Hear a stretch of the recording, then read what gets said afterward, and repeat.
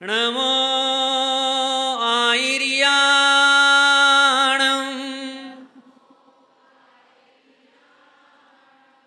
नमो उवज्झायाणं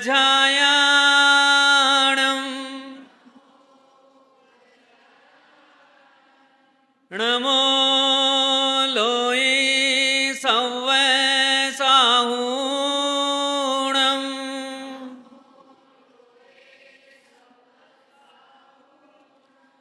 जय बोलो देवादिदेव श्री 1008 शासन नायक प्रभु श्री महावीर भगवान की। परम पूज्य प्रथमाचार्य चारित्र चक्रवर्ती आचार्य श्री शांति सागर जी महाराज की। परम पूज्य गुरुवर गुरु आचार्य श्री धर्म सागर जी महाराज की। परम पूज्य वात्सल्य वारदी गुरुवर आचार्य श्री वर्धमान सागर जी महाराज की। श्रीमद् जैन धर्म की।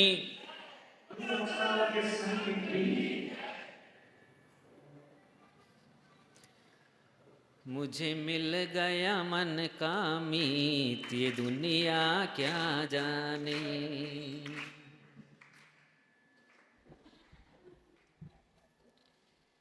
ये मन का मीत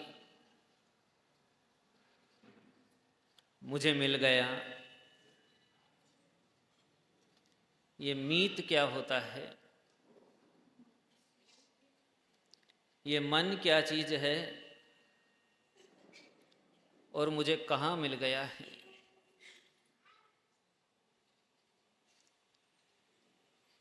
मुझे कहाँ मिल गया?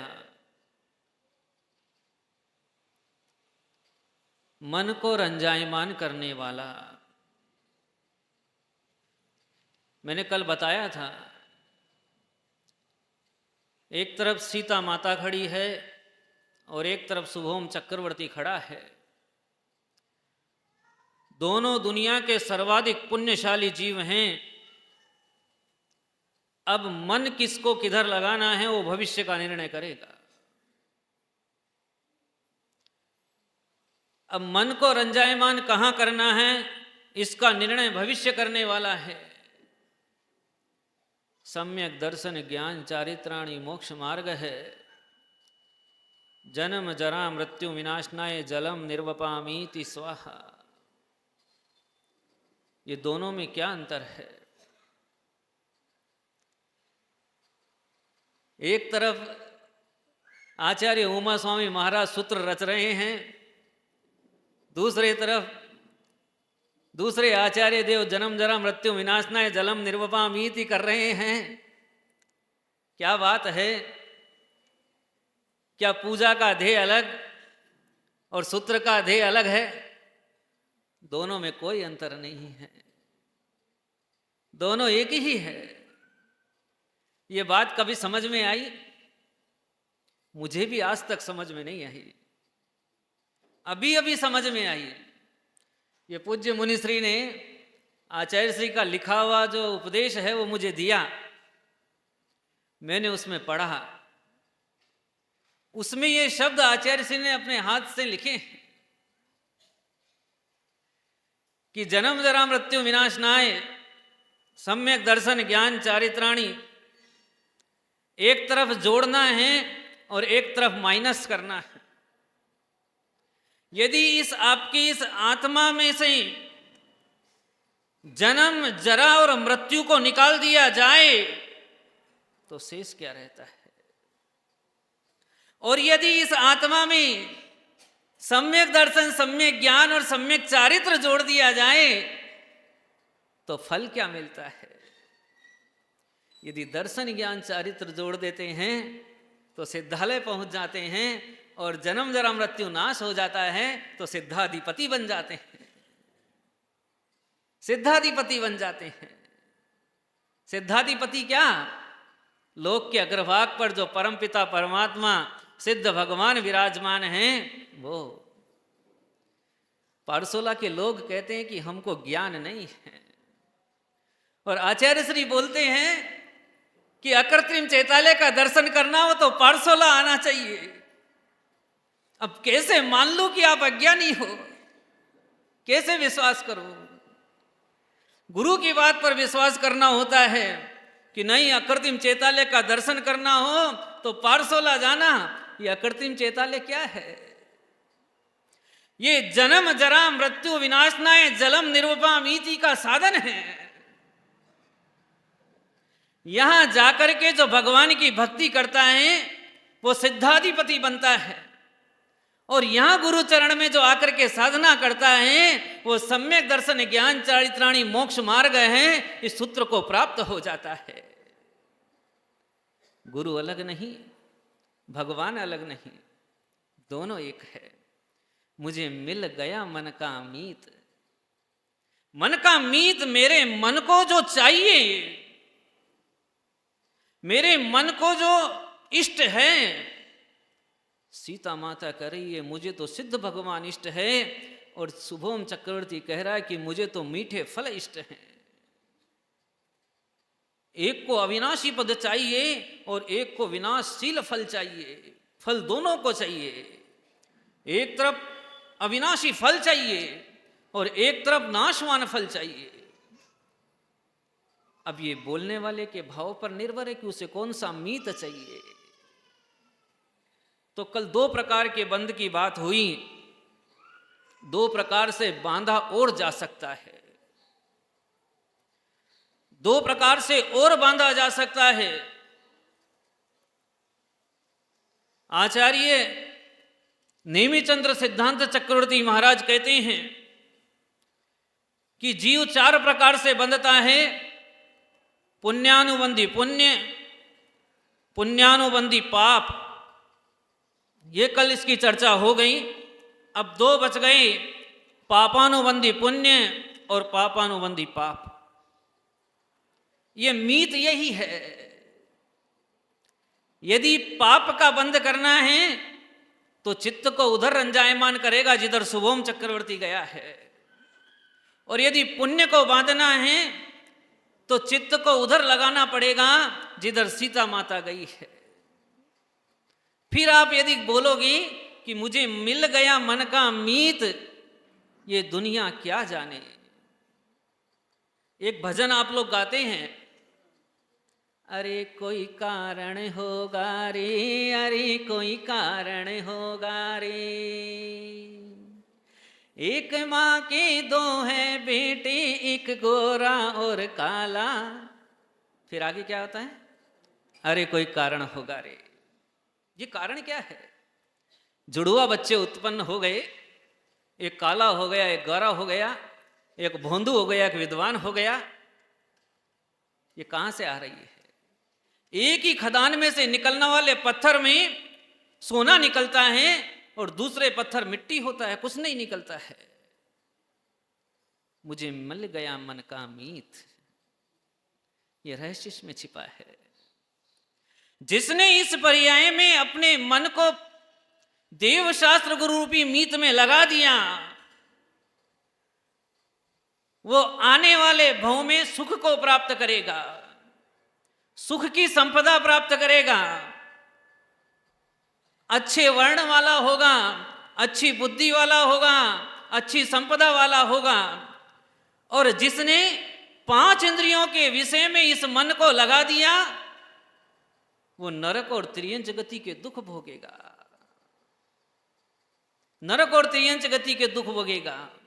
यदि अभी बोलते हो कि जन्म जरा मृत्यु विनाश ना आए, कि मेरा जन्म मिट जाए, मेरा मरण मिट जाए, मेरी मृत्यु का नाश हो जाए, यही बोलते हो ना। पूजा में क्या बोलते हैं पंडित जी? सच्ची सच्ची बोलते हो कि झूठ झूठ बोलते हो? हैं? झूठ बोलते हैं।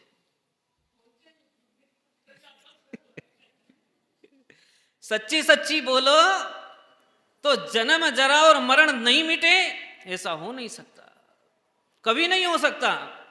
ये तीर्थंकर प्रभु कैसे हैं? इनके पास शायिक लब्धियां हैं, और शायिक लब्धियां ऐसी लब्धि हैं जिनसे दर्शन ज्ञान और दान लाभ भोग उपभोग, ये सब सामग्री इनसे प्राप्त होती है। तो भगवान के पास जाओ और जल चढ़ जाए, और जल चढ़ने के बाद में आपका जन्म जरा मृत्यु नहीं मिटे, तो अभी चढ़ा नहीं है। इसलिए क्या करते हैं आप? रोज रोज सुबह उठते हैं, रोज रोज जाकर के थाली सजाते हैं, रोज जल चढ़ाते हैं। अभ्यास करना पड़ता है। ये पर्वतारोही है ना, माउंट एवरेस्ट पे चढ़ते हैं, वो एक दिन में चढ़ जाते हैं क्या? कितने दिन में चढ़ते हैं? ये माउंट एवरेस्ट पे जाने वाले एक बार अभ्यास करते हैं, 2 बार अभ्यास करते हैं, 100 बार अभ्यास करते हैं, तब जाकर के कहीं पर्वत की चोटी पर पहुंचते हैं। और वो जो चींटी इस दीवार पे चढ़ती है वो 1000 बार नीचे गिरती है और फिर चढ़ जाती है, लेकिन वो उस लक्ष्य पर पहुंच जाती है।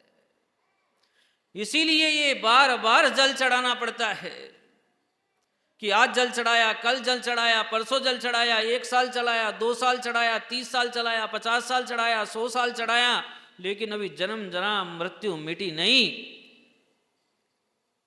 लेकिन जिसने 100 साल चढ़ाया है उसका जन्म जरा और मरण निश्चित रूप से मिट गया है, मिट गया है। तुम्हारे ज्ञान में नहीं आए, लेकिन तुम्हारी पर्याय में झलक गया है। जैसे कि सीता सिद्ध भगवान की पूजा करके और जंगल में छोड़ी जा रही है, तो पर्याय झलक गई हैं कि वो राजा आकर के अपनी बहन बना करके ले जाएगा। यही वहां से निकल के दीक्षा लेकर के आरिका बनेगी, आरिका बनकर के स्त्री पर्याय को छेदन कर देगी। ये पर्याय वहां झलक चुकी है। आपकी भी पर्याय किसी के ज्ञान में झलक चुकी है कि 100 साल जल चढ़ाया है।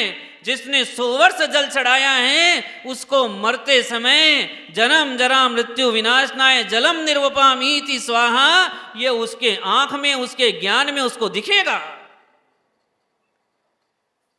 भगवान महावीर कहते हैं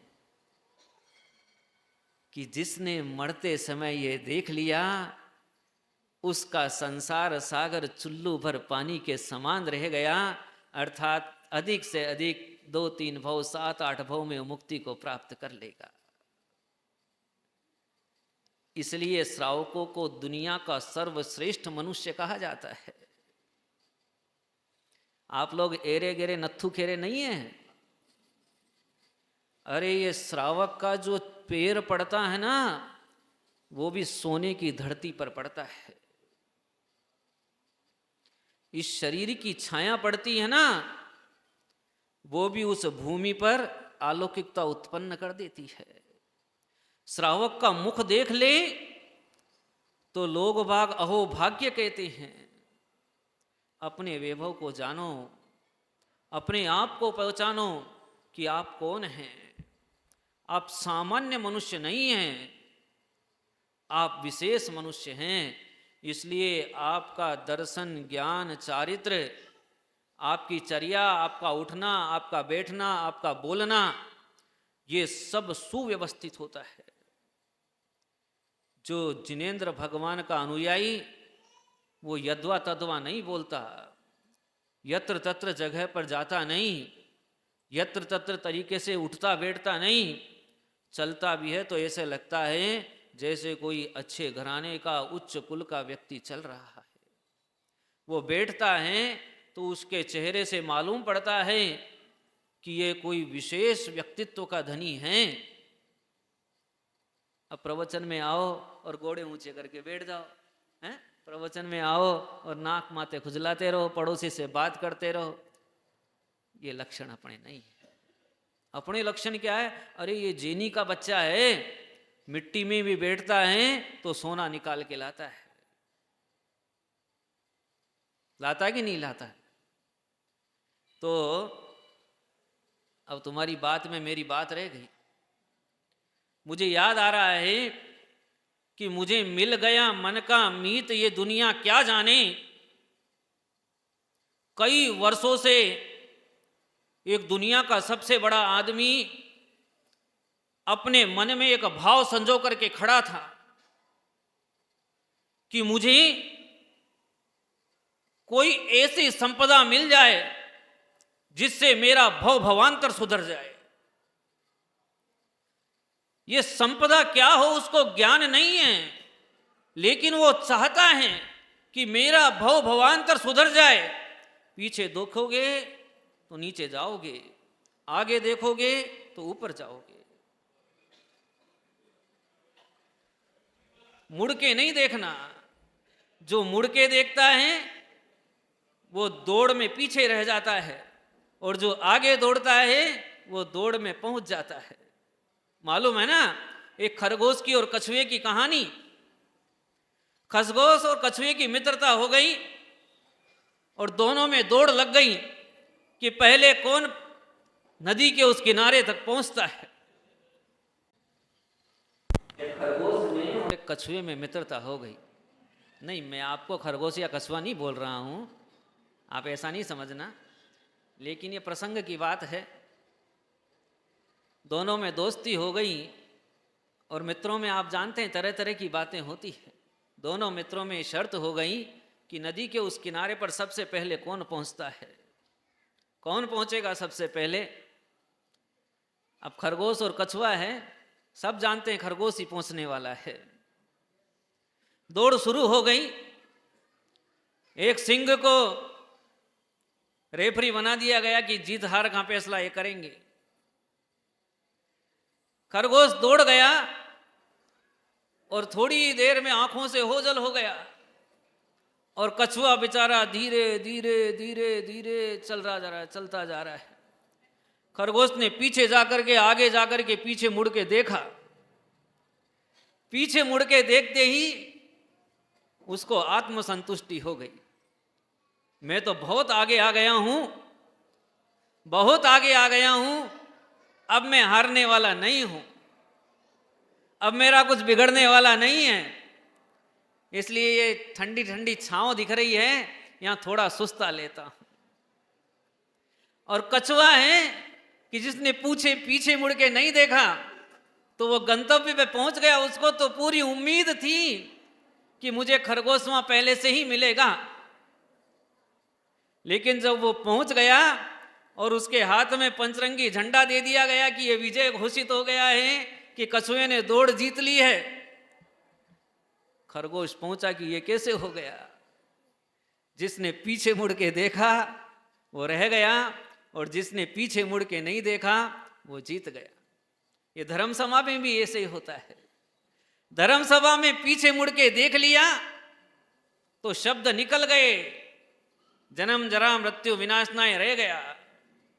और जो धर्म सभा में पीछे मुड़ के नहीं देखता है उसका जन्म जरा मृत्यु विनाशनाय निश्चित रूप से हो जाता है। तुम्हारी पूजा सार्थक क्यों नहीं होती? रोज जल चढ़ाते हो लेकिन ये फल नहीं मिलता। इसका कारण क्या? बार बार पीछे मुड़ के देखते हो कि पड़ोसी मेरे को पीछे पूजा करता हुआ देख रहा कि नहीं देख रहा है, मेरी आवाज सुरीली है, इधर जा रही कि नहीं जा रही है। इसलिए आपका ये द्रव्य चढ़ाना रिक्त स्थान पैदा कर देता है। लेकिन जिसने 100 वर्ष पूजा की है उसको मरते समय वो पूजा का मंत्र स्वयं कान में आ जाता है, स्वयं उपस्थित हो जाता है, और उसका मरण समाधि मरण हो जाता है। यही तो चाहिए। पूरे शास्त्रों में मरने का विज्ञान दिया गया है। जैन शास्त्र में जीने की कला तो बताई, लेकिन जीने की कला के साथ में मरण का विज्ञान दे दिया कि मरना कैसे। जीना इंपॉर्टेंट नहीं, लेकिन मरने के लिए जीना बहुत व्यवस्थित है, बहुत इंपॉर्टेंट है। जी तो गाय भी लेती है, पशु भी जी लेते हैं, लेकिन जीना ऐसे कि मरना सुधर जाए, उसके बाद दोबारा जन्म के दुख नहीं उठाना पड़े। तो 2 प्रकार की चर्चा। उधर वो आदमी इंतजार कर रहा है कि कोई मुझे ऐसा साधन मिल जाए, कोई मुझे ऐसी वस्तु मिल जाए, और वो खड़ा है। रात को स्वप्न आ गया कि कोई विशेष व्यक्ति तुम्हारे दरबार में आने वाला है, तुम्हारे द्वार पर आने वाला है। उधर स्वप्न आया और इधर सुबह उठते ही उसको ज्ञान हो गया कि आज तो मुझे लगता है कि मेरे मन में जो भाव हैं वो पूरे हो जाएंगे। और हाथ में श्रीफल लेकर के और घर के बाहर खड़ा हो गया, द्वार के बाहर खड़ा हो गया। उधर से 500 धनुष की काया वाला एक मनुष्य, दोनों हाथ कायोत्सर्ग की मुद्रा में किए हुए, और उधर से आ रहा है। उस देदीप्यमान नक्षत्र को देखते ही उस महामानव को अपने पुराना जन्म याद आ गया और वो सारी भक्ति याद आ गई जो उसने कभी पूर्व जन्म में की थी। और उनको देखते ही उसके मुंह से वो भक्ति निकल पड़ी, हे स्वामी नमोस्तु नमोस्तु नमोस्तु, अत्र अत्र अत्र तिष्ठ तिष्ठ तिष्ठ, आहार जल शुद्ध है, पधारिए स्वामी पधारिए पधारिए।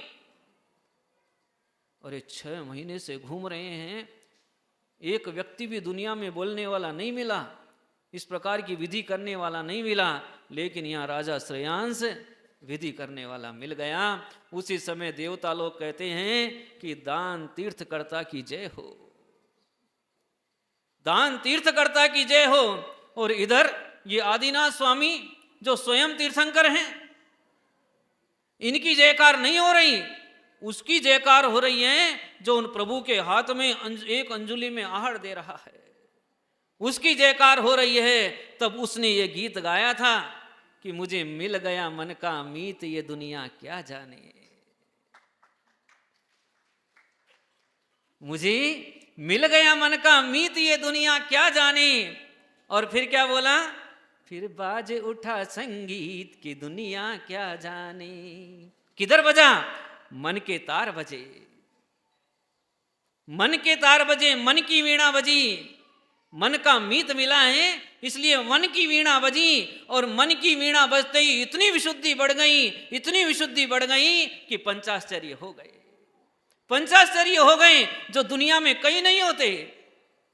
जब उत्तम पात्र मिल जाए और उत्तम दाता मिल जाए तो ऐसे पंचाश्चर्य हुआ करते हैं। जय हो की ध्वनि गूंज उठी, तुम्हारे घर पर भी पात्र आता है, लेकिन वो पात्र आए और दाता के मन में थोड़ा सा खटाव आ जाए तो दाता अपनी विशिष्टता खो देता है।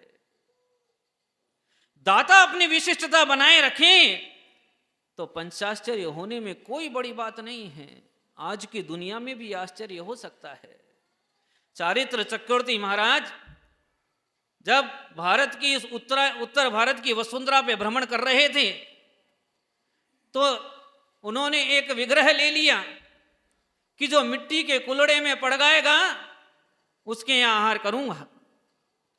दुनिया के तमाम लोग पड़गान के लिए खड़े हो गए, महाराज की विधि नहीं मिली, विधि नहीं मिली। 3 दिन निकल गए, कहीं पर भी मिट्टी का बर्तन नहीं मिला। और एक विशिष्ट पुरुष था जिसके मन में भाव उठ रहा था कि मैं आहार दूं, लेकिन घर में 2 रोटी के अलावा कुछ नहीं था, 2 रोटी के अलावा कुछ नहीं था, इसलिए चौका नहीं लगा रहा था।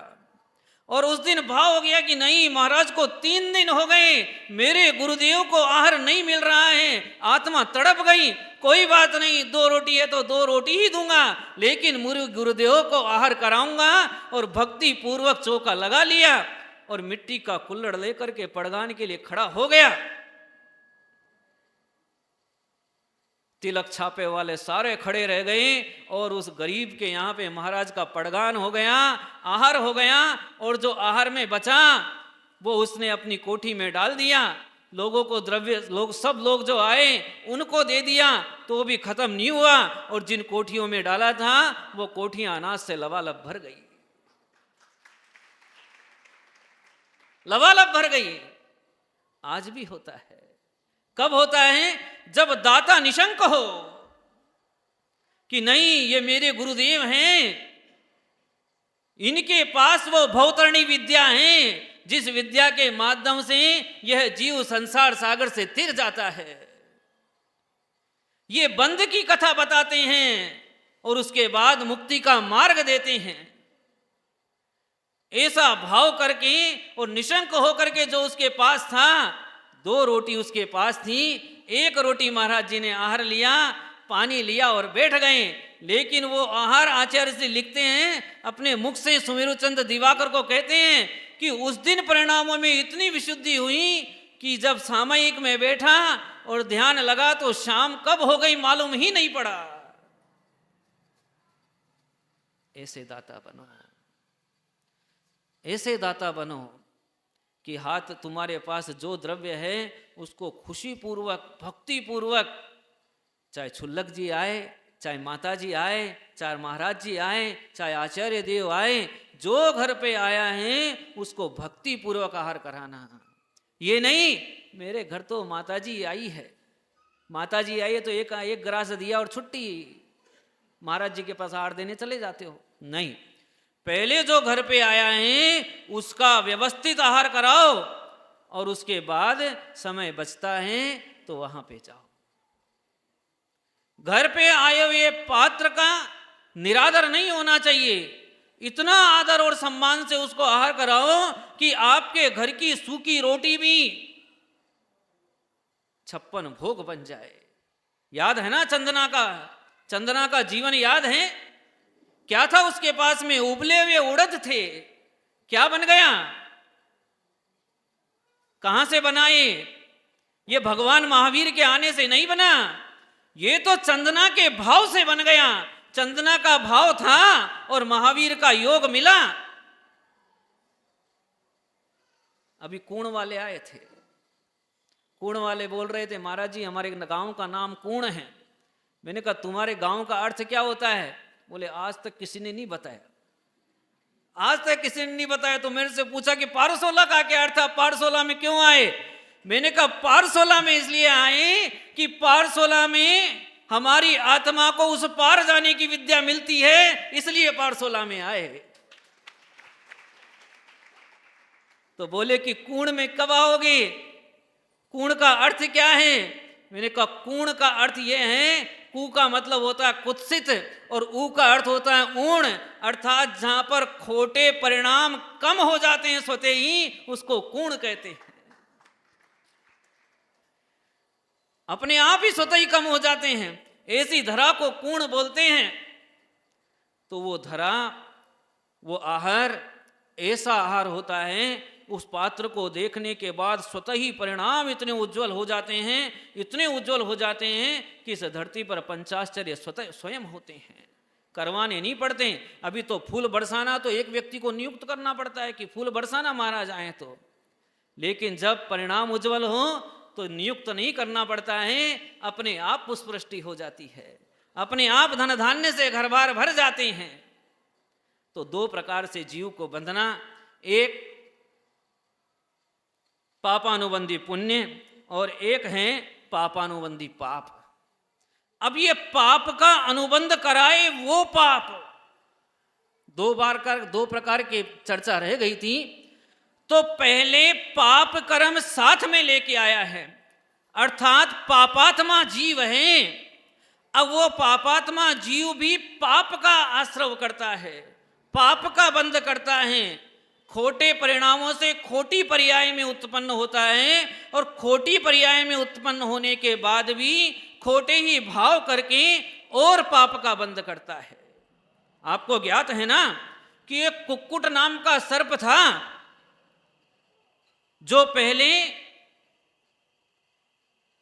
कमठ की पर्याय में जो कमठ का जीव था, वही पाप कर्म करके कुक्कुट सर्प नाम का जीव बना। कुक्कुट सर्प ये होता है जो मुर्गे के जैसा होता है। और जब हाथी, जो व्रती हाथी था, जिसने अणुव्रत ग्रहण कर लिए थे, वो हाथी जब पानी पीने आता है तो वही सर्प आकर के और उस हाथी को डस लेता है। तो पहले पाप के उदय से पाप राम की खोटी पर्याय में उत्पन्न हुआ, सर्प बना। यदि वही सर्प उन मुनिराज को नमस्कार कर ले तो पापात्मा नहीं कहलाता। पापात्मा तो बन के आया है, लेकिन आगे क्या बनेगा? उस हाथी को डस करके उसने निर्णय दे दिया कि मैं और गर्त में जाने वाला हूं और डूबने वाला हूं। इसको बोलते हैं पापानुबंधी पाप, जो पाप पाप का अनुबंध कराए। इस प्रकार से कोई भी जीव शायद दुनिया में नहीं बंधना चाहता, लेकिन जो बहुत अधिक पाप का संचय करके आते हैं और जिनको देव शास्त्र गुरु की सन्निधि नहीं मिलती है, वो लोग फिर से पाप में प्रवृत्त हो जाते हैं और फिर यद्वा तद्वा ये जो बम फेंकते हैं, राइफल चलाते हैं, बंदूक चलाते हैं, लोगों को मारते हैं, ये इसकी परिणति है। ये पापानुबंधी पाप की प्रवृत्ति है। एक दूसरा होता है पापानुबंधी पुण्य। पाप का अनुबंध कराने वाला पुण्य, जो पाप को, जो पापी तो हैं लेकिन पुण्य को बंधाने वाला है, जिससे पुण्य बंधने वाला है। जैसे जैसे कि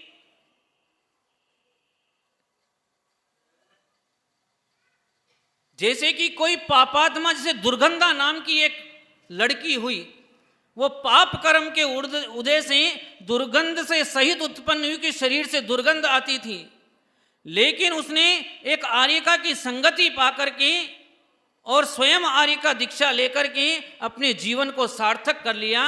इसको बोलते हैं पुण्यानुबंधी और पापानुबंधी।